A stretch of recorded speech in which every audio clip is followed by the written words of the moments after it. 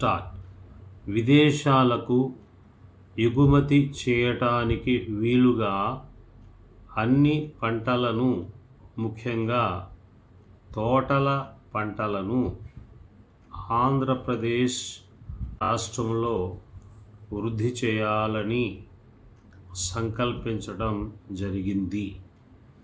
దీనికి తగిన వనరులు రాష్ట్రంలో ఉన్నాయి. స్టార్ట్.